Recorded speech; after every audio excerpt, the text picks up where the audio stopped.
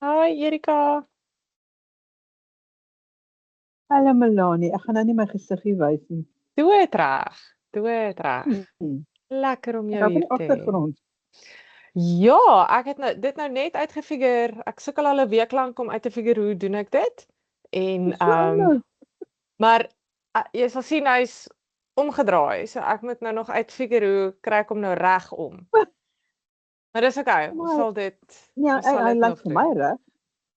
Dat soos ek Okay, na hom kyk is hy reg. okay, as ek na hom kyk is Little Seeds, ag hy's die spieelbeeld. So hy's agterste voor. Mm. Nee, Nee. nie eens ek kyk nie. Mm. My wêreld, dan is ek dankbaar. Hallo die res van almal. Oh, Sharon en Monique. Ons wag nou maar soos wat mense verder aankom. Die die ding neem op. So wees maar net bewus daarvan. Ek wil dit nou vir almal anders ook sê dat ons neem dit op want ons moet met dit met 'n paar mense wat nie hier kan wees vanaand nie, maar wat graag wil deel wees. Moet ons dit deel daarna. So ek sal na afloop van die webinar gaan ek vir almal die e-pos ook stuur met die link na die opname toe. So dan kan jy dit weer kyk as jy sou wou. Goed, ons het nou nog so 2 minute wat ons vir mense kan wag. Ek hoop almal het darm al amper iets te ete gehad en iets te drinke.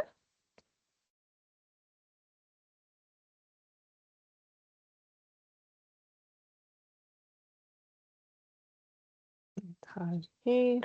Ek gaan maar net gaan my mikrofoon afsit want hier kom 'n paar WhatsApps deur van mense.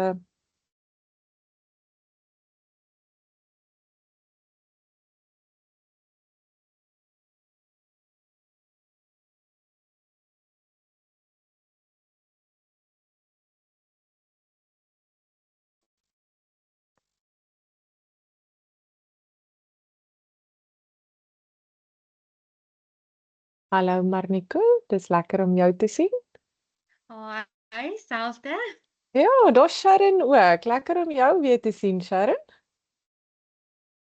Dankie. Ag, dan wag ons nou. Hier het maar so deur die loop van die dag mense laat weet dat hulle dit nie kan maak nie. So op ons amptelike lys het ek amper 20 mense, maar ek is nou nie 100% seker hoeveel ons vanaand bymekaar gaan wees nie.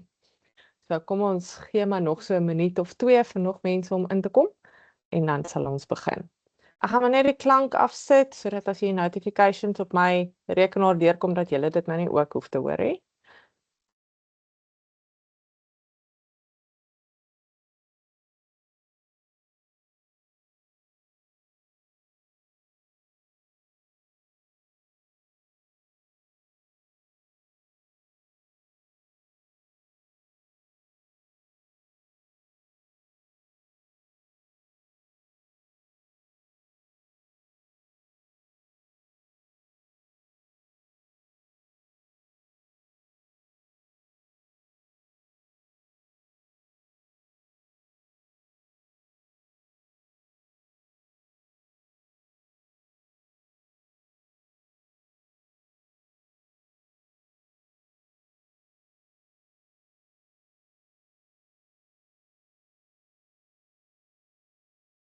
Goed.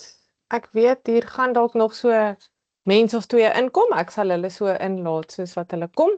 Maar ons afgespreekte tyd was nou 7:30 tot ek wil kyk dat ons 7:30 klaar maak want ons almal het mos maar al 'n lekker dag agter die rug en nog dalk 'n paar goed wat voor lê voordat ons kan gaan slaap. So ons respekteer mekaar se tyd.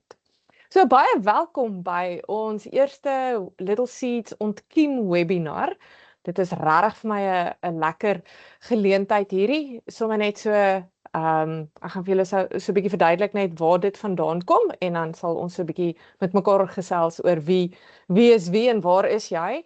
So dit is ons droom by Little Seeds om onder andere van al die miljoen goed wat ons doen, om die kerk te mobiliseer om met vroegkindontwikkeling besig te wees. Het sy dit op 'n implementerende manier of 'n ondersteunende manier is, en ons gaan nog daaroor verder gesels. So, aanvanklik het 'n mens na verskillende gemeentes toe gegaan, en as 'n gemeente jou bel, dan antwoord jy en jy gesels maar en toe het ons net op 'n stadium besef dat daar is net te veel gemeentes, want Little Seeds is 'n gesamentlike inisiatief tussen Diakonia, wat die Wes-Kaapse Barmhartigheidsdiens is, en Badisa, die maatskaplike werkorganisasie. Maar Diakonia is ook 'n gesamentlike bediening tussen die NG Kerk en die VGK. En so tussen die twee kerkgenootskappe, is daar 530 gemeentes waarmee ons moet werk. So, om individueel na elkeen van hierdie gemeentes toe te gaan, is net 'n onbegonne taak vir ons, want ons het nie soveel ure in die dag om net dit te kan doen nie. En toe het ons ook besef, maar daar is groter behoefte as bloot net in die Wes-Kaap se noordese streek. So, as ons aanlyn met mekaar kan gesels, dan kan ons dit oopgooi vir ander synodes ook om saam met ons op reis te gaan. Die enigste ding is, ons bied nou hierdie reeks vir eers in Afrikaans aan, maar nou het ons ook nog 'n klomp Engelssprekende en Xhosa sprekende gemeentes, so ons gaan op 'n stadium die ding weer moet doen in Engels en. So, sommer maar net 'n breë lyne van wie Little Seeds is. Ons het ook 'n sekere dienslewering wat ons lewer, wat ek so 'n bietjie later vir julle oor sal gesels oor. So dis waar die webinar droom toe nou vandaan gekom het, is om te kyk, hoe kan ons die meeste gemeentes bereik met 'n bewustheid van die belangrikheid van vroegkindontwikkeling en ook praktiese hulp met goed, maar wat is ons eerste tree as ons gemeente verder op reis hiermee wil gaan. So hierdie is nou die eerste een van 'n hele reeks, en ek gaan aan die einde sal ek weer met julle gesels oor ons volgende byeenkoms, wat 'n baie opwindende ene ook gaan wees. Sommer net ietsie oor wie ek is, vir die van julle wat my nou nie ken nie. Hier is 'n paar van julle wat my ken. Maar wie ek is Melanie Tirion, ek's 'n leraar gekoppel aan Kenridge gemeente hier in Bellville in die Kaap. Was vir 15 jaar in die bediening, gemeentebediening, en ek is nou so die afgelope 4 jaar by Little Seeds, wat ons dan nou hard werk aan al die planne om die kerk, onder andere die kerk, daar's nog 'n klomp ander plekke ook, te mobiliseer en te kapasiteit in te bou om met vroegkindontwikkeling besig te wees in hulle gemeenskappe. So dis wie ek is, dis sommer net so breë trekke van wie Little Seeds is, en ek dink ons is min genoeg dat ons, as jy sou wou, as jy vinnig jou kamera wil aansit, dan kan jy dit doen, dat ek ook net kan sien hoe almal lyk, dan kan jy hom maar weer afsit, maar dit sal vir my lekker wees as julle, soos wat julle wil, dalk julle self wil voorstel, net sê wie julle is en waar julle is, en dalk ietsie van hoekom is jy hier. Enige een kan eers te gaan.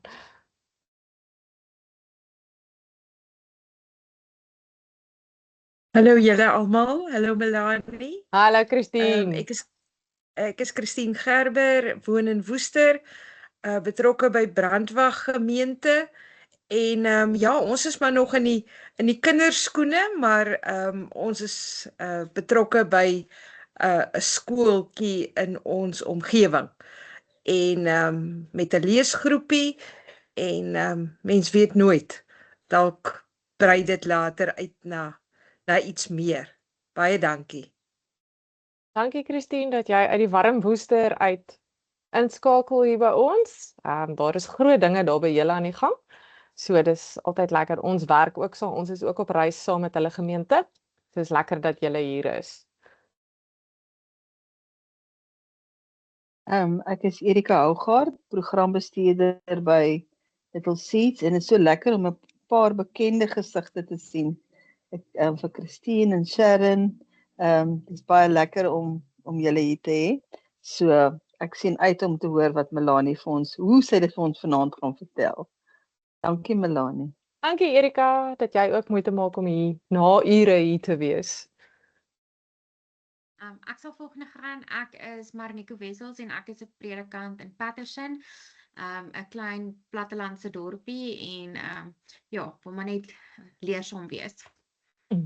Dankie Marnico, ek gaan eendag vir jou die storie vertel van my in Patterson. Ek weet presies waar Patterson is. Maar dankie dat jy hier is en hoe wonderlik is tegnologie nie, dat jy van daar af kan inskakel hier by ons.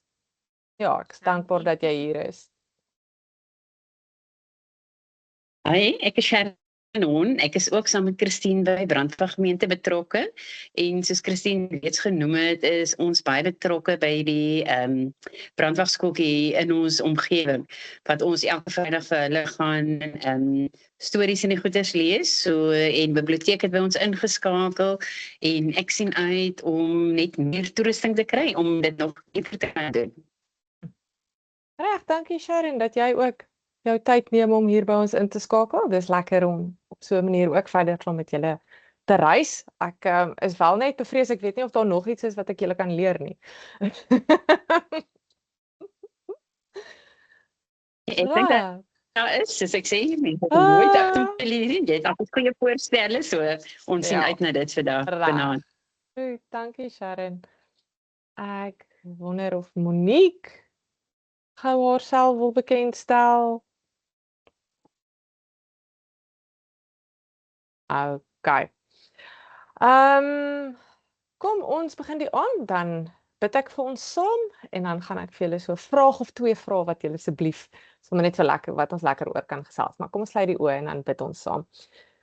Here Jesus, dankie dat U ons bymekaar bring, of ons nou hier lewendig bymekaar is en of ons na die tyd na die opname kyk. Here, hoe ons paadjie ook al loop. Dankie Here dat U ons steun met mekaar se teenwoordigheid, met mekaar se ervaring, met mekaar se kennis. Ag Here, sommer op die ouene net mekaar se mens wees. Dankie dat ons almal U kinders is.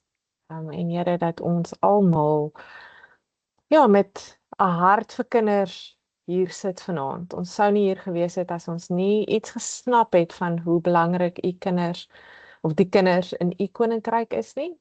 En ek bid Here dat U vanaand in elkeen van ons iets nuuts sal laat neerval. Here dat daar iets nuuts in ons sal bly vassteek, dat as ons môre met mense gesels, laat ons sal getuig van iets wat ons van U gehoor het en U beleef het terwyl ons hier saam was. Dankie Here vir almal wat later gaan kyk. Here, waar hulle ook al vanaand is, bid ek dat U op 'n besonderse manier by elkeen van hulle teenwoordig sal wees. Ons bid dit alles in die heilige naam van Jesus Christus. Amen. Goed. Ek het sommer so 'n vraagie of twee waarmee ek wil begin vanaand. En ek wil graag, kom ons begin met die eerste vraag.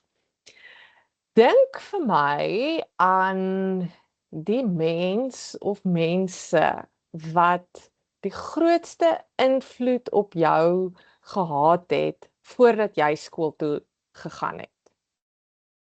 Wie is die mense? Nou, ek weet vir party van ons moet ons 'n bietjie verder terugdink as vir ander van ons. Maar wie is die mense wat die grootste invloed op jou gehad het in jou jare voordat jy skool toe gegaan het? As daar dalk van julle is wat wil deel, sal dit lekker wees.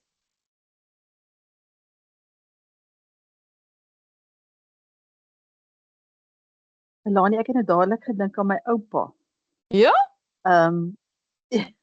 Omdat hy het so graag tuin gemaak. En dan het hy vir ons toegelaat om tussen sy wortels en sy koolkoppe te speel, om sy blomme te pluk.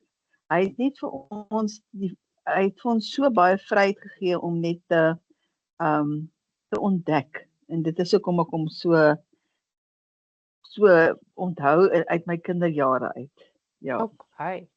Ag, wat 'n lekker herinnering. Mm. Baie lekker herinnering. Ja. Is daar nog iemand wat met ons sal wil deel?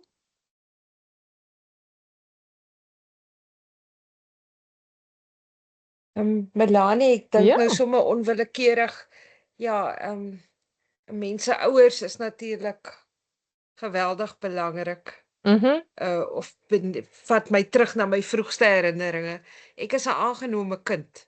So, My wêreld. ja, ek dink ek het dit op daardie stadium miskien nie so erg, Ja. joh, die invloed wat hulle gehad het van geboorte af. Ek dink ek was 7 dae oud toe hulle my gekry het. Sjoe. Dis geweldige invloed. Ja. En ja, en dan het ek op 'n plaas groot geword in die Robertson distrik. En ek dink met die wonderlikste herinneringe terug aan die plaaswerkers en hulle kinders en dit wat ek nie alles by hulle geleer het en ervaar het nie. Ja. Ja. Jo, Ouers en mens familie. ouers dan en nou- familie. En dan daai werkers het baie groot invloed gehad op my lewe. Jo, Dankie. dankie Christine dat jy ook met ons deel oor jou storie en waar jy vandaan kom. Dis kosbaar.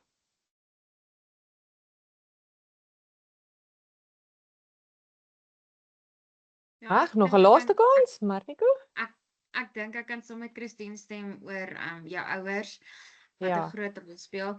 Ek het so 'n paar, as ek nou baie mooi moet dink, dan is daar so 1 of 2 kerktannies wat ek nou maar deur my skoolloopbaan onthou, wat al van vroeg af toe nog was by die kerk. Maar ja, ek dink ook maar my ouers oor die algemeen. Okay. So daar kan mens begin hoor dat die kerk wel 'n rol gespeel het. Dis lekker om dit ook te hoor. Ons gaan nou so 'n bietjie verder daaroor gesels. Ja, ek dink ook sommer aan ja, mense wat baie groot rol, my herinneringe van voor ek skool toe is maar meestal familie. As ek terugdink, ek het 'n baie snaakse herinnering wat ek by my ouma Grootjie se begrafnis is. En ons loop na die begrafnis, loop ons in die karre staan so in die begrafplaas geparkeer en ons stap terug en my ouers stap daar deur voor en ek weet nie, ek was seker 4, 5 jaar oud en ek stap land en sand met 'n oom en gesels en ek dog dit was een van my ooms gewees en op 'n stadium toe ek so opkyk, toe is dit 'n wildvreemde man wat ek in my lewe nog nooit gesien het nie. Maar hoe mooi hy nou na my geluister het terwyl ons nou almal baie hartseer is oor ouma wat oorlede is en hy stap toe net maar net so tot hy daarom geweet wie's my ouers. Hy het daar so saamgestap tot by my ouers en my toe nou veilig weer terug besorg by my ouers.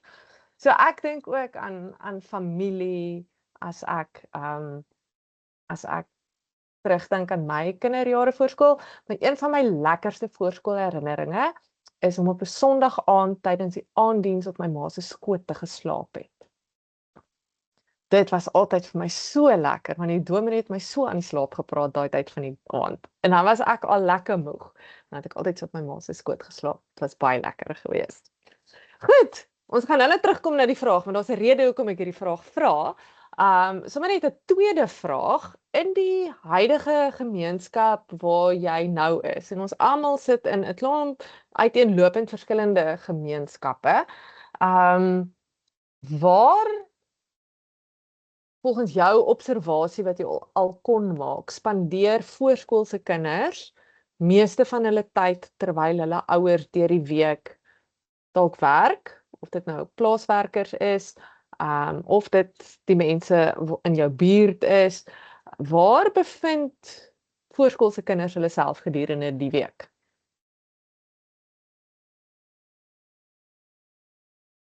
As jy so 'n bietjie dink.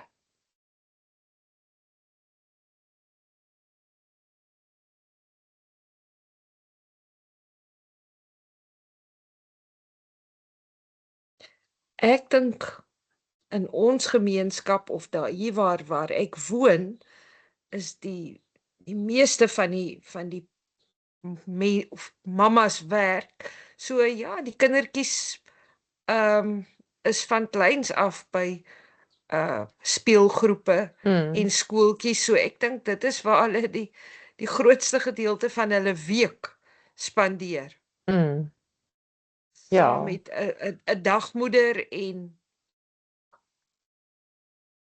Ja, netjies by 'n speelskool. ja.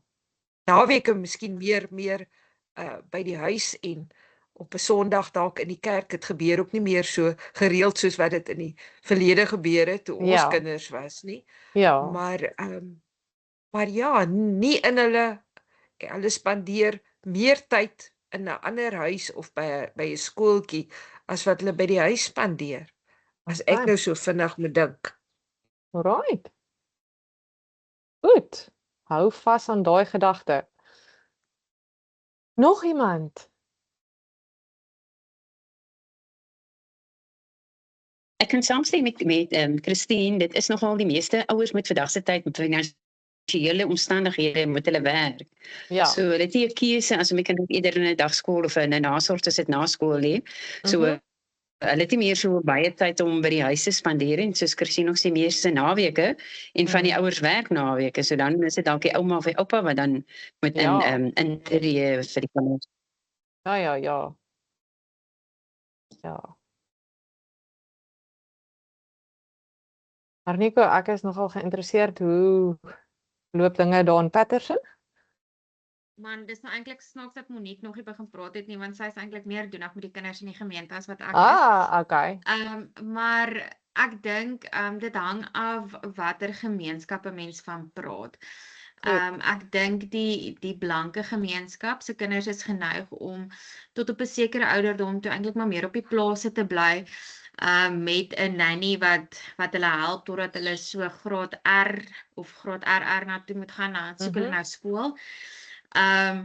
En ek weet daarom van 'n paar gesinne wat dit so doen en wanneer dit by die kleerling en die swart gemeenskappe kom, dan dink ek is crèche maar die meerderheid van die tyd 'n opsie, of dan nou maar ek weet nie, maar 'n tannie in die township wat maar na hulle kyk. Ja. Ja. Goed. Monique, jy is baie welkom om enige tyd saam te gesels as jy sou wou. Sy sê nou sy sukkel met haar laptop en haar Oh. iPad en haar foon is bietjie pap en hulle sukkel met Okay. goeders op die plaas. So Ja, ek dink nie sy goed. doen dit as president. Ek gaan nou Goed vir haar terug reg. antwoord. Sê vir haar moenie bekommer nie, ons stuur vir haar die opname van die ding, dan kan sy môre Right. kyk. Goed. Dit is nou jammer, maar ek verstaan nie 100%. Ja, ek kan sommer dalk Ja. byvoeg. Sy het 'n klein skooltjie by haar op die plaas Goed. waar sy so 5 kinders het, as ek dit nou reg onthou, wat voorskool is, en sy doen ook die kategese by die kerk vir die laerskoolkinders. Wat nou nogal wat baie van die plase afkom. Daar's Ja. eintlik net een dogtertjie wat in die dorp is en die res kom nie van plase af. So Ja. dit is maar die gemeenskap hierso is maar Ja. eintlik maar plaasmense. Ja. Plaasmense. Okay. Ja. Dis my regtig lekker dat sy dan by ons inskakel, want soos wat julle nou praat, is dit vir my baie duidelik dat kinders baie meer tyd eintlik by ander mense spandeer as by hulle eie huisig, veral gedurende die week. En as ons vanuit die kerk uitdink na as die eerste 7 jaar van 'n kind se ontwikkeling, ons gaan net nou so 'n bietjie verder oor daai tipe goed gesels, maar hulle sê dit is die jare waarin die fondasie wat gelê word vir lewenslange leer, en ook as ons dink in terme van hulle vorming van hulle geloof en hulle konsep oor wie God, hulle godsbegrip, en ons kyk na die tyd waar hulle meeste van hulle tyd spandeer, by 'n crèche, by 'n dagmoeder, by 'n nanny, by 'n skooltjie, of sommer maar net 'n tannie wat na die kinders kyk. Maak nou nie saak of dit nou gegoede mense is en of dit mense in die townships is nie. Ek praat nou hier generies oor almal. Dan begin dit vir ons die leidraad gee dat die kerk met vroeë kindontwikkeling op 'n manier betrokke kan raak, juis omdat dit die plek is waar kinders die meeste van hulle tyd spandeer. So dit kan vir ons half begin as ons gedagtes rondom hoekom die kerk in vroeë kindontwikkeling kan daai vir ons een van die dryfvere begin raak. Dit kan solank ons kop begin losmaak, want as ons dink 'n kind se geloof word net op 'n Sondag gevorm, dan sit ons die pot heeltemal mis. Die primêre geloofsvormers van kinders 0 tot 5 is in elk geval, wel eintlik 0 tot 7 is eintlik hulle ouers. En as jy dink kinders kom 1 keer 'n week kerk toe, kom 1 keer 'n week kategese toe. Sommige van die kinders wat in die crèche is of in die dagsorg of speelskooltjie is, kom nie eers in 'n kerk nie. En ons sê veral Marnico, julle is wat in 'n baie wyd verspreide plaasgemeenskap, die Woester mense grens ook so aan die plaasgemeenskap.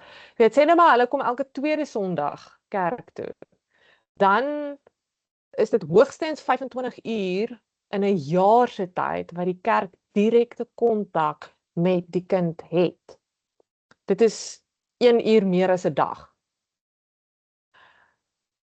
So wanneer ons dink aan kinders en geloofsvorming, as ons uit 'n geloofsvorming oogpunt praat, moet dit dalk vir ons begin klokkies lui. Nou ek gaan nou weer daarna toe kom. Wat ek ook by julle hoor is dat daar is klomp kinders op klomp verskillende plekke in die gemeenskap. Almal is nie by die huis nie, almal is nie noodwendig in 'n crèche nie. Daar's klomp verskillende plekke waar kinders is. Party van die plekke is dalk goed ingerig en die kwaliteit van onderrig wat hulle bied is op standaard, maar party van die plekke is dalk glad nie op standaard nie en die stimulasie wat die kinders ontvang daar is dalk glad nie na wense nie. So daar is heel waarskynlik 'n behoefte in almal van julle se gemeenskappe na iets anders of iets meer in terme van vroeë kindontwikkeling.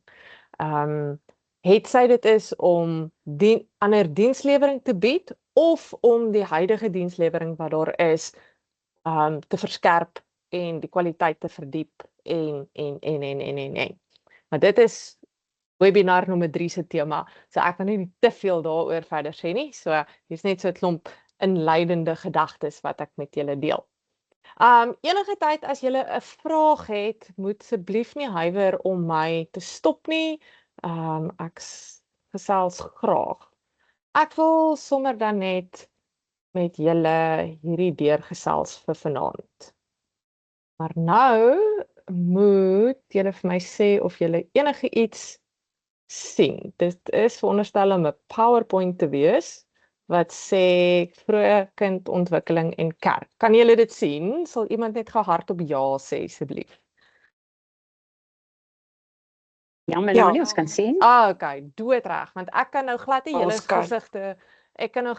gesigte sien terwyl hierdie slides nou voor my oop is nie. Okay, so ons tema vanaand se webinar gaan oor vroeë kindontwikkeling en die kerk en kinders. Daar is pragtige 3 jong gesiggies wat iemand vir ons 'n mooi foto van gemaak het wat daar is. So wanneer ons met gemeentes werk, is daar 3 vrae wat die algemeenste by ons opkom. En dit is hoekom vroeë kindontwikkeling, hoekom die kerk en hoe doen ons dit? Nou vanaand gaan ons aan die eerste 2 vinnig aandag gee in die tyd wat ons nog tot ons beskikking het. En daarna die hoe vraag gaan ons later aan. Ek wil nie nou die gameplan weggee nie. So vanaand gaan ons kyk na hoekom vroeë kindontwikkeling en hoekom kerk. Ons almal weet op 'n manier dit is belangrik. Ons het nou al 'n paar belangrike goed gesê oor hoekom vroeë kindontwikkeling. Maar daar is vir ons 3 hoofredes oor hoekom vroeë kindontwikkeling belangrik is. So ons kan vanuit 3 verskillende lense of 3 verskillende perspektiewe na vroeë kindontwikkeling kyk en al 3 hierdie perspektiewe is belangrik vir die kerk. So hierdie is nou 'n baie teoretiese deel. Ons gaan so 'n bietjie later by al die praktiese goeters hiervan uitkom. So daar's 3 perspektiewe, daar's 'n teologiese perspektief, daar's 'n wetenskaplike of ontwikkelingsperspektief en dan is daar 'n sosio-ekonomiese perspektief oor hoekom vroeë kindontwikkeling belangrik is. So, ek wil eintlik nou net gaan kyk wat is die volgende ene. Ja, kom ek wys vir julle hierdie een. Vanuit die teologiese invalshoek, ons is immers die kerk, die liggaam van Christus. En alles wat ons doen ons om die koninkryk van die Here uit te bou. En ons is binne in die gereformeerde tradisie, is ons gewortel in die woord. En daarom begin ons, en is dit vir my nogal belangrik, dat ons deur die woord sien hoe het die Here se pad tot dusver met kinders geloop. Want dit gee vir ons dan ook 'n aanduiding tot waarheen die Here ons verder roep as sy liggaam hier op aarde. En nou daar aan die onderkant van die slide is daar vir julle bronne, as julle dit verder sal wil lees. Ek sal al hierdie bronne ook vir julle in 'n e-pos sit, dan kan jy dit gaan opsoek. So Marcia Bunge is een van die groot skrywers van Child Theology. En sy het 'n klassieke werk, The Child in Christian Thought, geskryf. So as jy van akademiese goed hou, hier is vir jou, daar selfs 'n artikel van Jürgen Moltmann daarin, as jy van sulke tipe goed hou. So ek wil gou eers by julle hoor, as jy kan dink oor die Ou Testament. Miskien gaan ek eers gou hier stop. As jy dink aan die Ou Testament, kan jy aan 'n storie, 'n verhaal, 'n gebeurtenis, 'n psalm, enige iets dink wat 'n kind insluit, 'n kind behels, 'n kind wat deel is van die storie. Nou toets ek julle Bybelkennis. Enige iemand. Samuel se storie. Samuel se storie. Pragtige storie van die Here wat op pad is met 'n kind. Samuel se storie. Dankie Christine. Nog iemand? Ek dink Dawid. Dawid? Is 'n goeie Yes? voorbeeld op. Ja, Dawid is 'n goeie voorbeeld. 'n laaste een. Sharon, Erika, julle moet nou loetjies trek.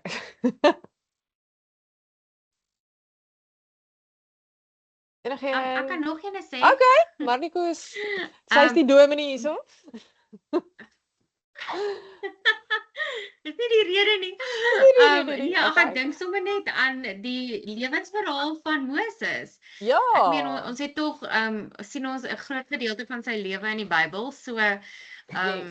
ja, ek dink Moses is ook 'n goeie Ja. voorbeeld dalk. Ja. Van baba af kry ons vir Moses.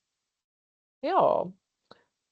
So een van my gunstelinge is 2 Konings 5, die storie van die dogtertjie in Naaman se huis, Naaman wat die weermaggeneraal was en wat baie siek geword het. Hulle het vir Israel binnegeval en hulle het hierdie dogtertjie, in vandag se terme sal dit seker maar mensehandel wees, né? Hulle het hierdie dogtertjie saamgebring uit Israel uit. Sy was in Naaman se huis en toe raak Naaman baie siek. En hy was bereid om absoluut enigiets te doen net om gesond te word. En toe onthou hierdie dogtertjie van die profeet Elisa terug in Israel wat Naaman of wat 'n profeet van Jahwe van God is wat vir Naaman sou kon gesond maak. En dan is daar so lank die hele hoofstuk handel dan nou eers oor hoe Naaman nie direk na Elisa toe is nie, maar eers na die koning toe en toe is daar onder ons iets tussen hom en die koning en toe op die einde Eindig hy by Elisa op en Elisa sê vir hom, maar ek gaan nie met jou praat nie, jy moet jouself eers gaan was in die Jordaanrivier en toe gaan doen hy dit en toe word hy éventueel gesond en toe verander die geskiedenis sommer van daar af net omdat hierdie dogtertjie, en hulle noem nooit haar naam nie, net omdat hierdie dogtertjie profeet geken het, wat 'n God geken het, wat sy geweet het, van Naaman kan gesond maak.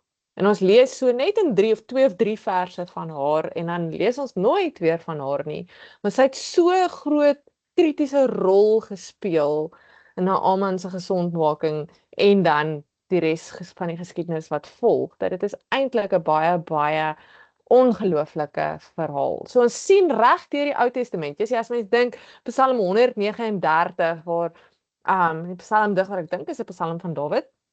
Die psalmdigter skryf hoe intiem God betrokke is by die vorming van kinders.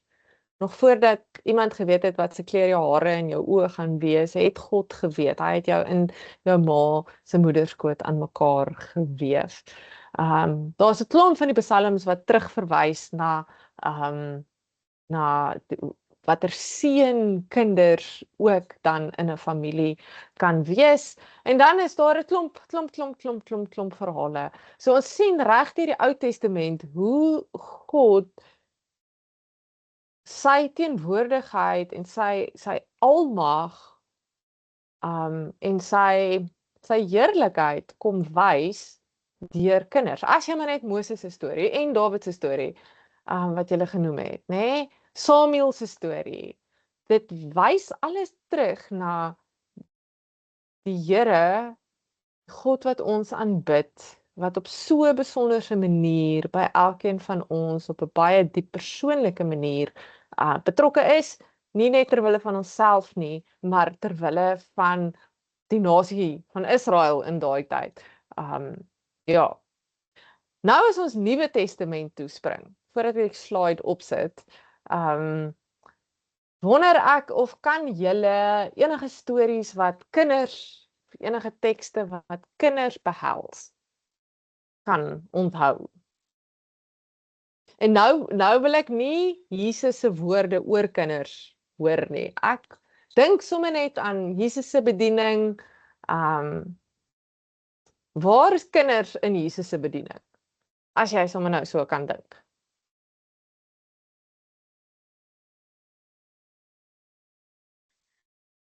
Mag ek nou maar eers sê? Ja. Ek dink dadelik aan die seentjie met die broodjies en die vissies. Ja. Ek kan nou nie dadelik aan nog een dink nie, maar dis die eerste een wat ek gedink het nou uit die Nuwe Testament uit. Ja. Ja, dit is 'n baie kragtige voorbeeld. Ek gaan nou terugkom na hom toe. Van hoe kinders 'n rol speel. Ja, Erika. Ekskuus, te gaan Jairus se dogtertjie. Jairus se dogtertjie. Ja.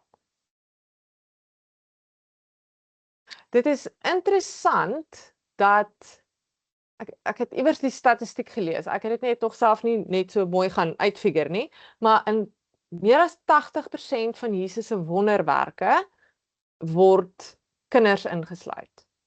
So die vissies in die broodjie, Jairus se dogtertjie, ja, daar's meer as 80%. Hulle die vriende wat hulle verlamde vriend laat sak het, daar's ook van die teoloë wat beweer dat dit kinders was.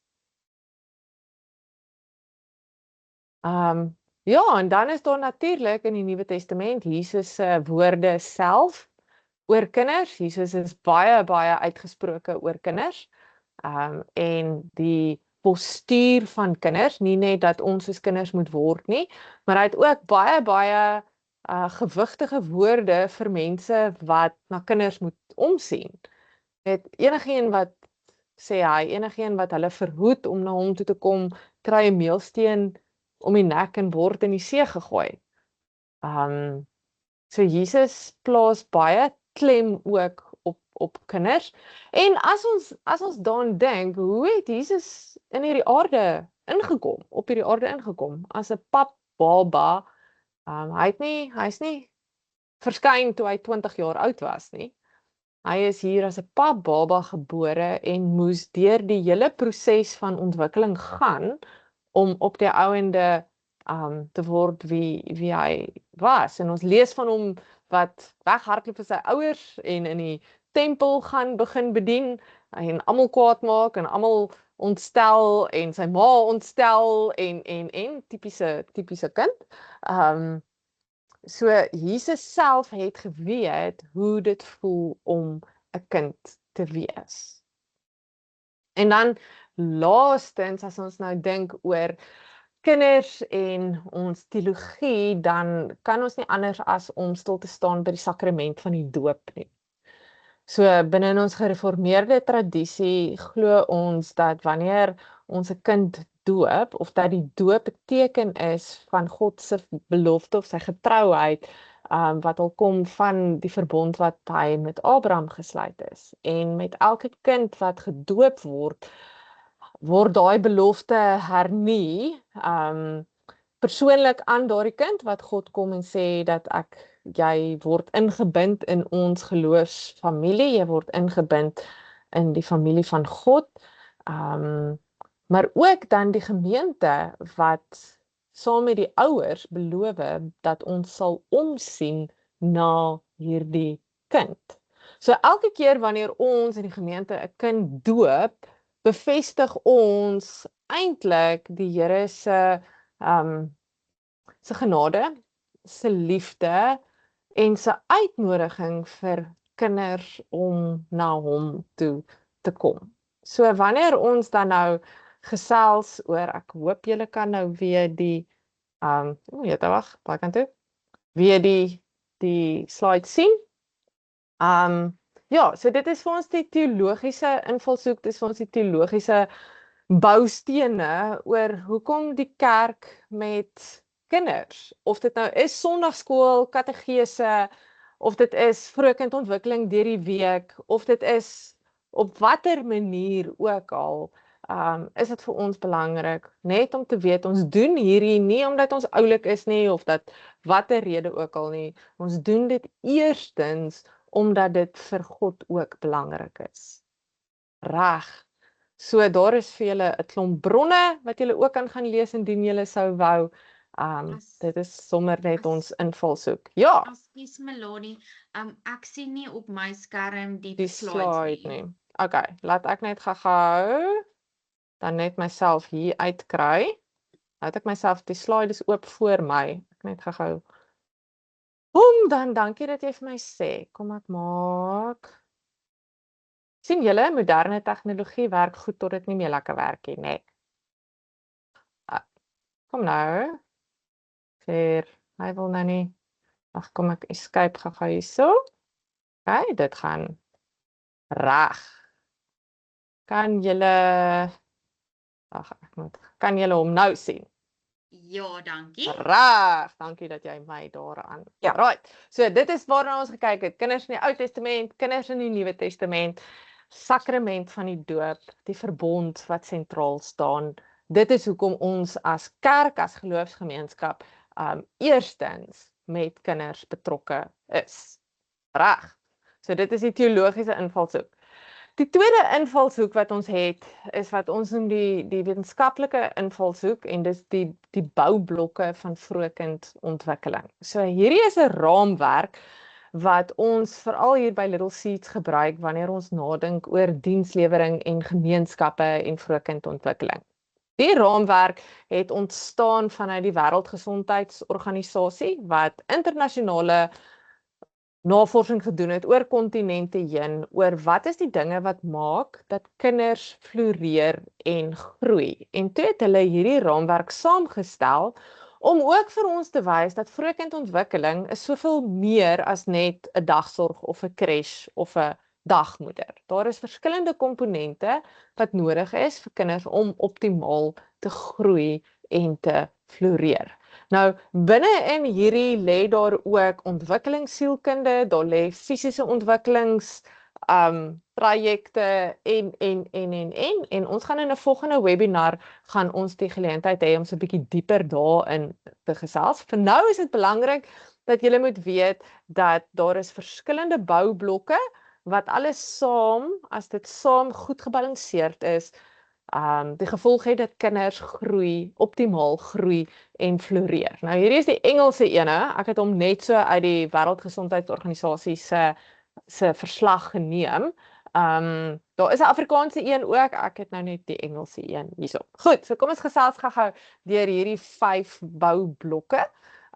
Die eerste ene is omdat ek nou net ook aandete gehad het, adequate nutrition, so dit is 'n gesonde gesonde voedsel, 'n gebalanseerde dieet. So dit is wat kinders nodig het. Jy kan dink kinders wat ontwikkel, wat se lyfies fisies ontwikkel op 'n daaglikse, selfs op 'n uurlikse basis, het die nodige minerale en al die hele voedingswaarde goeders nodig om optimaal te kan groei, fisies in hulle lyfies en hulle breine wat moet ontwikkel en so aan. Die tweede ding wat nodig is wat ons sommer vertaal na liefde toe, is responsive caregiving. So dit is vir kinders om in 'n omgewing groot te word waar daar met hulle gepraat word, met hulle op 'n positiewe manier gekommunikeer word, en dat hulle in 'n positiewe atmosfeer kan tuisgaan. 'n atmosfeer waar daar rotine is, waar daar dissipline is, maar belangrikste waar daar goeie kommunikasie en waar daar liefde is. Daarmee saam gaan die boublok van security and safety, van veiligheid. So jy kan dink, 'n kind wat nie in 'n veilige omgewing hulle self bevind nie, het sy dit by die huis is, of by die skool is, of buite in die gemeenskap is, belemmer dit hulle optimale groei en florering. En met ons volgende webinar gaan Dr. Etienne van der Walt juis spesifiek met ons gesels oor die effek van trauma op en langdurige stres, die blootstelling aan langdurige stres op die breinontwikkeling van 'n kind. Dit gaan baie interessant wees. So hierdie komponent fokus onder andere daarop. Dit fokus nie net op die fisiese veiligheid van die kind nie, maar ook die emosionele en ongelukkig die konteks van ons land, die seksuele veiligheid van ons kinders. Ons kinders is baie uitgelewer aan allerlei gruwelike goed daar buite, wat 'n baie nadelige invloed op hulle traject van goeie ontwikkeling het. Goed, die rooi enetjie, opportunities for early learning, so dit is geleenthede tot ouderdomsgepaste breinstimulasie en leergeleenthede, daar waar 'n kind se brein lekker gestimuleer word, groei 'n kind op verskillende maniere, so dit is ook 'n baie belangrike een, dat die kind toegang het tot kwaliteit vroeë leergeleenthede. En dan die laaste ene is goeie gesondheid. Jy kan nou dink 'n kind wat al gereeld die kliniek besoek en hulle seker maak dat die ontwikkelingstraject reg is, die kind nie enige kroniese siektes dalk ontwikkel nie, of een of ander 'n gehoorprobleem of 'n sigprobleem of 'n spraakprobleem of so aan. So toegang tot goeie gesondheidsorg is baie belangrik vir jong kinders. Nie net vir die kinders spesifiek nie, maar ook vir die mense wat na die kind kyk. Jy kan dink 'n ma wat sieklik is en 'n ma wat nie goeie responsive caregiving kan gee vir haar kind nie, het ook 'n invloed op die kind se algehele ontwikkeling. So die gesondheidsaspek geld vir die kind self, maar ook dan vir wie ook al na die kind kyk, sodat hulle ook in goeie gesondheid is. Ons het so die afgelope 3 weke het een van die organisasies saam met wie ons baie nou saamwerk, Sekunye, het 'n webinar reeks gedoen oor maas en geestesgesondheid, wat nogal 'n baie swaar onderwerp was, maar wat bitter goed was. So as julle sou belangstel, dan sal ek ook dit daar na julle kant toe aanstuur.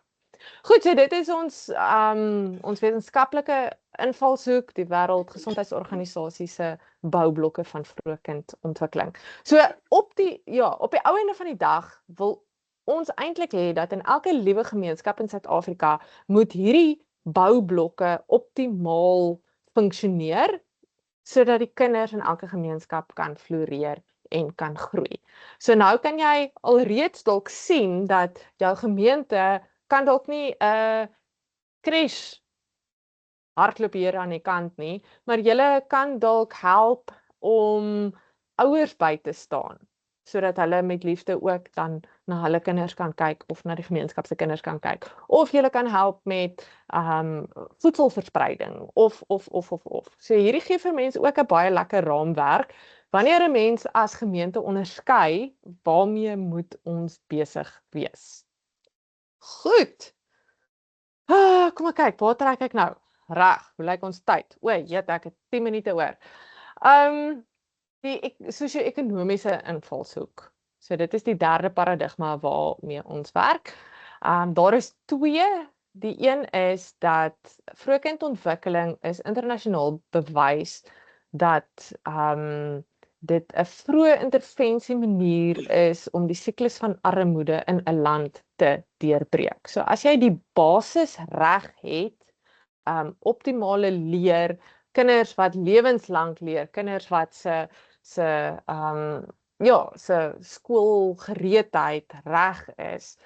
Ons praat nou nie van wat verder af in die stroom gebeur nie, ons het nou nie beheer daaroor nie, ons fokus nou op vroegkindontwikkeling, maar hoe stewiger mens die fondasie kan bou, hoe groter is die kans dat kinders ontwikkel in verantwoordelike burgers van 'n land wat ekonomies kan bydra tot die land se groei. So daar die synode in die Wes-Kaap het 'n paar jaar terug, dit is amper al 10 jaar terug, besluit dat hulle barmhartigheidsdiens se fokus vroegkindontwikkeling moet wees, juis as die manier wat die kerk dan 'n bydrae maak om die siklus van armoede in Suid-Afrika te deurbreek. Nou die kerk alleen kan nie alles doen nie, maar dat ons deel raak van netwerke in 'n mens se gemeenskap, hoe 'n mens dan 'n bydrae kan lewer sodat vroegkindontwikkeling prioriteit in die gemeenskap is en ook op so 'n manier 'n gemeenskap se toekoms kan verander. Nou ongelukkig lewe ons in een van die mees ongelyke lande in die wêreld en is daar altyd 'n verskil tussen wat ons noem die haves en die have-nots. So 'n mens, ek het vandag met 'n gemeente gesels wat in 'n klein dorpie daar naby Mosselbaai is en hulle het 2 crèches in die gemeenskap, die een vir wie se ouers skoolfonds kan betaal en een vir wie se ouers nie skoolfonds kan betaal nie. So daar is al reeds 'n gaping tussen die dienslewering aan die kinders wie se ouers skoolfonds kan betaal en die kinders wie se ouers nie kan skoolfonds betaal nie. So vir ons is dit ook om te sorg dat niemand agterbly nie en dat diegene wat nie noodwendig skoolfonds kan betaal nie ook goeie kwaliteit vroegkindontwikkelingsdienste, toegang sal hê tot vroegkindontwikkelingsdienste. Dat hulle nie, dat daai fondasie sterk gebou kan word, ongeag die ekonomiese toestand waarin die ouers is. So dit is waarvoor ons by Little Seeds ook werk, is om daai provision gap kleiner te maak, sodat almal, ongeag van ekonomiese sosio-ekonomiese klas of status toegang kan hê tot goeie en kwaliteit vroegkindontwikkelingsdienste. Reg, hier is sommer maar net vir julle 'n bietjie statistiek. Dit is die Thrive by 5 Index, dis 2022 se statistiek. Thrive by 5 is ook 'n langdurige studie oor die florering van kinders in Suid-Afrika. So elke 2 jaar produseer hulle navorsings of nie produseer nie, publiseer hulle navorsingsbevindings. So daar het in 2025 as ek reg onthou, het daar weer 'n nuwe verslag uitgekom. Sy syfertjies verskil bietjie, maar die tendens bly dieselfde. 35% van kinders in Suid-Afrika is optrek beide in hulle fisiese ontwikkeling, maar ook in hulle wat ons noem early learning, hulle vroeë leer situasie. 49, basies helfte van kinders in Suid-Afrika sukkel. 16% sukkel baie.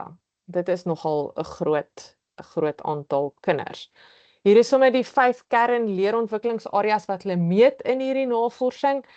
So hulle kyk na groot spierontwikkeling, hulle kyk na fyn motoriese ontwikkeling en visuele ontwikkeling, hulle kyk na ontleikende syfervaardighede, cognition en executive function, en dan literacy en language. En wat vir my interessant is dat ons kinders is die sterkste in taal. En ek het nog altyd gewonder, hoekom is dit so? En dan dink ek, dit het dalk iets daarmee uit te waai, dat eerstens ons vanuit die Engelse woord is nou 'n oral tradition kom in Afrika, waar ons baie lief is vir stories, en ook omdat ons die feit dat ons 12 amptelike landstale het. As ons nou gebaretaal bytel, dan is dit mos 12, 13. So ons is 'n baie vokale land, en daarom is ons literacy and language persentasie hoër in die groen as die res. Daar is sommer maar net die links waar julle van al die goed wat ek nou van gepraat het kan kry. Ek gaan dit alles ook vir julle aanstuur. Is daar op hierdie stadium enige vrae? Ek het nou baie gepraat. Is daar iemand wat 'n opmerking wil maak? Marnico. Ja, ekskuus, ek is nou baie voor op die wa vanaand, maar ek wonder sommer net so by myself, kyk, ek het nou nog nie baie met Little Sea te doen gekry nie, maar ek weet julle het programme wat storieetjies en so aansaam met wat mense nou 'n bietjie help. Maar nou wonder ek, hoe kan 'n mens begin om die plekke wat alreeds beskikbaar is, wat kinders alreeds help, die crèches, die tannies wat nou na die kinders kyk, hoe probeer 'n mens hulle bevorder of hulle help in waar hulle mee besig is. Nie om te kom oorneem nie, want ek meen 95% van die tyd dink ek mense dink as die NG Kerk intree, dan is dit ons wil kom oorneem, en dis nou eintlik glad nie die punt nie. Dis mense wil nou uit 'n helpende hand uit kom. Maar wat sal jy sê is die maklikste of die mees suksesvolle manier om hand uit te steek om te help met die 5 goed wat nou genoem is? Ja, jy loop ons nou so 'n bietjie vooruit, want ons gaan daarby uitkom, maar miskien moet ek vir Sharon en Christine vra, want hulle is op hierdie stadium prakties daarmee besig. Vanuit hulle gemeente uit is hulle by 'n skooltjie betrokke met 'n leesgroepie, maar daar is sekere spin-offs. Dit gaan op die ouende nie net oor die tannies wat kom stories lees nie, maar miskien moet hulle gehou Sharon of Christine net so 3 woorde oor waarmee julle besig is, en miskien sal dit vir Marnico so 'n bietjie hoop gee totdat ons by hierdie, want ons gaan 'n hele webinar presies daaroor doen. Okay. Ek, ons het vir hierdie jaar, so hier by Februarie begin by die brandwagskooltjie, wat ons het gesê, ons met die Melanie ons nou die een oggend vergader het. En dit was een van die idees, want ek meen, ons het nie regtig by diens van barmhartigheid baie geld, maar hoe kan ons 'n verskil in ons plaaslike gemeenskap help of iets doen? En ons het almal dadelik daar besluit sommer op die een skooltjie wat hier naby by ons is. Dis ook 'n plaaskool, of die meeste plaaskindertjies is daar. Ons elke Vrydag gaan lees ons vir hulle 'n storie, en ons doen baie keer 'n liedjie wat ons saam met hulle doen, of 'n speletjie of iets. En daai kinders sien so uit na elke Vrydag wat ons daar kom, en toe Christine was by die biblioteek gewees, so sy het nou weer gereël dat hulle ook by ons inskakel, en hulle het eintlik so goed gevind en soos verlede kwartaal het hulle glad 2 leesbeurte gehad want hulle doen nog 'n opvoeding vir die kinders en lees. En jy kan nie glo die dankbaarheid wat dit ons in daai kindertjies se harte bring nie. Kyk, hulle is opgewonde om ons te sien en as ons hierdie Vrydag daar is, dan vra hulle vir die juffrou. Maar wanneer kom die tannies weer en soos ek sê, soos as stop of by die deur inkom, hulle oorval ons eintlik om in te kom. En soos ek sê, ek dink dit doen vir ons ook goed om te kan sien, net deur daai Vrydag te gaan lees vir die kinders, daai verskil wat hulle maak en agterna vra ons vra en jy kan nie glo hoe luister daai, ons is by die graad R klasie en baie keer gaan lees ons by die graad 1s ook. Maar hoe luister hulle tog? Ek meen ek glo ons maak 'n verskil in hulle ontwikkeling by die skooltjie. Christine kan dalk inkom as sy iets meer dalk nog wil sê.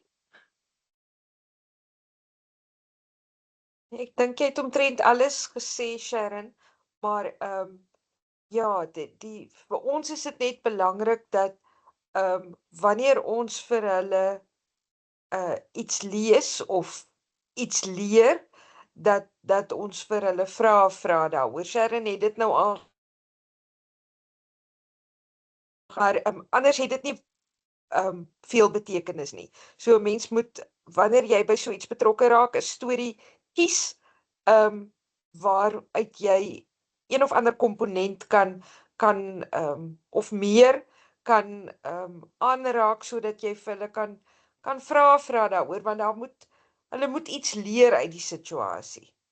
Ons is nou by hierdie groepie Vrydag net voor hulle huis toe gaan. So hulle is al moeg en snaaks om te sien dat hulle nog altyd konsentreer. Want dit is vir hulle lekker. Dis iemand anders as juffrou.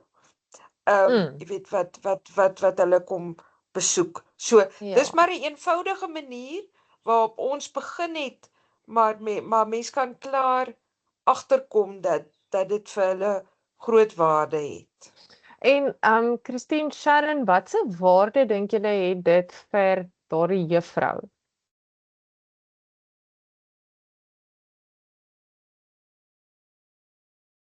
Nou vra ek hoor graad vra. So half nee, in die aand. Nee, ek dink van my kant af die juffrou voel net daar's ondersteuning wat sy nie noodwendig van die onderwysdepartement af kry nie. Dis ondersteuning uit haar gemeenskap. Ja, ek weet nie, Sharon, of jy iets daar wil byvoeg nie, maar ek dink dit maak vir haar en vir ons destyds eerste mee gaan kommunikeer het op jou aanbeveling, Melanie. Dit maak vir hulle 'n groot verskil dat iemand uit die gemeenskap na vore gekom het om te sê ons wil ook 'n bydrae lewer. So dit is alhoewel dit opvoedkundig is en alhoewel ons sê ons is die tannies van die kerk, dink ek dit het vir juffrou waarde. Die feit dat dit nie 'n onderwys spesifieke groepie is of agtergrond is nie. Nie iets is wat geëvalueer hoef te word nie. Ja. Dankie, Christine. Sharon, ek weet nie of jy ietsie wil bysit nog daar nie.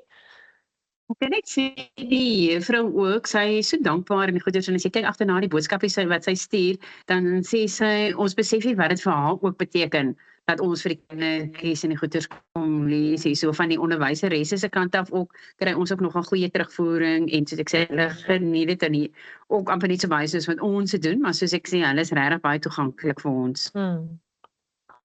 Maar Nico, ek wil jou dalk daarmee los om te dink, wat is die ding waarmee 'n gemeente goed is? 'n Gemeente is goed daarmee om hulle gemeenskap te dien.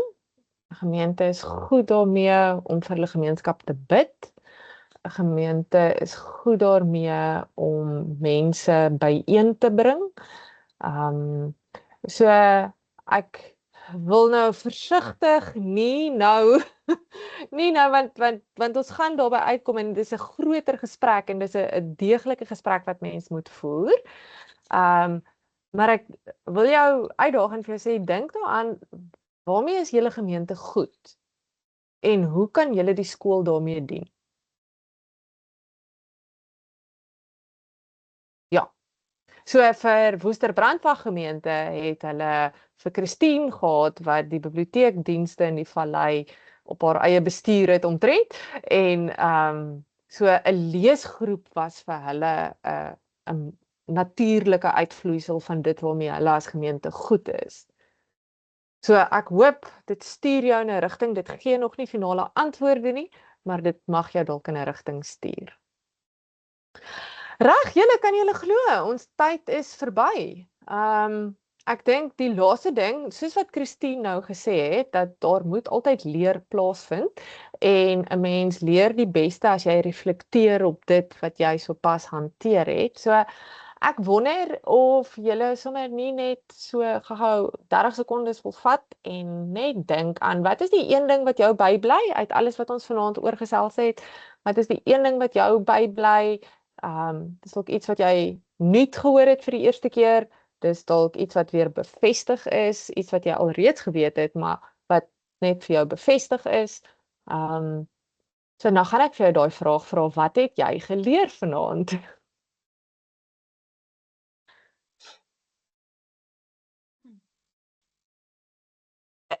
Toe ons net na die statistieke gekyk het, het ek net weer besef hoe belangrik is taal en stories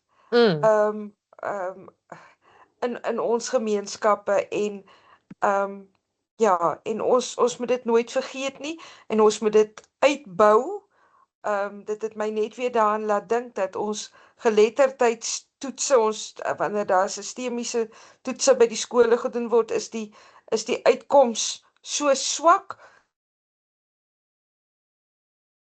dat dit 'n sterk komponent is, moet ons ernstig en al hoe meer daarop fokus. Die stories is sterk, maar nou moet ons net seker maak hulle kan lees en skryf ook. Yes. So ons moet dit uitbou. Yes, dankie Christine vir daai insiggewende een. Ek sal sê die verskillende boublokke wat jy weer vir ons net weer opgewys het. Ek meen ons doen nou die leesding, maar laat ons 'n bietjie meer fokus op daai verskillende boublokke soos om die kind net beter te kan ontwikkel op die einde van die dag. Ja, sodat 'n kind holisties ontwikkel. Dis eintlik die gesondheid en die veiligheid en al daai aspekte. Dankie Sharon.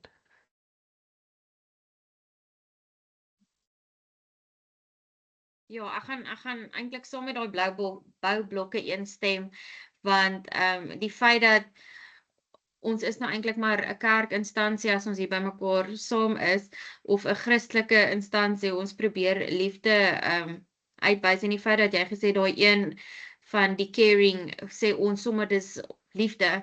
Ja. Dink ek het sommer net 'n hartjie by my nota gemaak, want kyk, dis die maklikste ding vir 'n kind wat ek nou ervaar het, is as hulle kan voel jy's lief vir hulle. Al is jy die tannie van whoever, dan dit maak 'n verskil. Ja.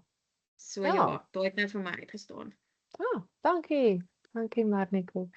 Ja, dat dit eintlik so eenvoudig is. Daar's navorsing gedoen oor die term is resiliency in kinders. Wat maak dat sekere kinders wat in haglike omstandighede groot word floreer en uitstyg. Ons sien dit mos elke jaar met die matriekuitslae van kinders wat in woeste omstandighede matriek moes skryf en dan kry hulle 8 onderskeidings en so aan. Hoe kry hulle dit reg? En hulle praat van the ordinary magic. Daar's 3 goed wat maak dat kinders uitstyg bo hulle omstandighede.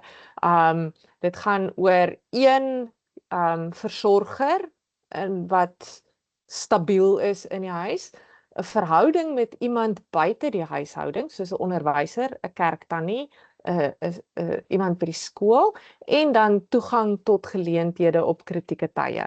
Daai 3 goed maak dat kinders uitstyg ten spyte van hulle omstandighede. So daai komponent van liefde, dis so eenvoudig, dis so gewoon. Dis so maklik vir ons as kerk om te kan gee. En dit het 'n maak 'n massiewe verskil in 'n kind se lewe. Ek wonder sommer of het Erika enigstens iets nuuts geleer. Sy werk elke dag saam met my met hierdie goed op verskillende maniere. So ek wonder sommer, Erika, is daar nog iets wat ek jou Melanie, kan weet jy- leer? Nee, ek moet nogal sê, julle die statistiek het my vanaand weer bietjie aan die hart geruk, want ek dink ons raak 'n bietjie afgestomp vir die nood, omdat daar so baie om ons is. Ja. En ek het net vanaand besef, joh, ons moet dit net meer gereeld in die oë kyk. Dis regtig eintlik 'n ongelooflike krisis Ja. waarmee ons sit. Ja. Dis gereeld my gebed dat ons almal wat met hierdie goed te doen het, of dit nou vrywilligers by 'n gemeente is of die dominee of ons by Little Seeds, dat ons nie sal wat die Engelse noem dit compassion fatigue kry nie, dat ons nie moeg sal raak om die nood te voel nie. Dat dit nie vir ons net nog 'n ding raak, dat ons nie afgestomp raak daarvoor nie. Dit is my gebed. Die ding wat ek vanaand geleer het, is dat ek kan nou 'n klomp goed op die tafel sit, maar julle leer mekaar die beste. So daarom wil ek vir julle sê baie dankie dat julle bereid was om saam te gesels vanaand en dat hierdie nou sommer net so lekker inleidende webinar was oor die teoretiese basis vir hoekom vroegkindontwikkeling en hoekom ons as kerk. Ek nooi julle weer, ek gaan weer vir julle die uitnodiging stuur vir die 22ste April is ons volgende webinar en dan gaan ons saam met Dr. Etienne van der Walt wees. Daai aanbieding gaan ons poog om in Engels te kan hou, want dan kan ons baie wyeer mense ook uitnooi van ons VGK gemeentes wat Engelssprekend en Xhosa sprekend is, kan dan ook inskakel. So neem net dan kennis dat daai webinar gaan teen in Engels aangebied wees. Maar ek stuur vir julle al die bronne, ek stuur vir julle die slides, al daai goed. Ek gaan vir julle spam met die e-mail reg. Goed, daarmee is ons tyd verby. Ek sê vir julle vreeslik dankie en dan sien ons mekaar gou-gou weer. Julle het my e-posadres. As jy enigiets wil weet, stuur vir my 'n e-mail en ek kom so gou as moontlik terug na jou toe. Reg, julle met 'n lekker aand hê. Bye. Bye. Bye. Mamma. Baie dankie, totsiens. Reg, totsiens Woester.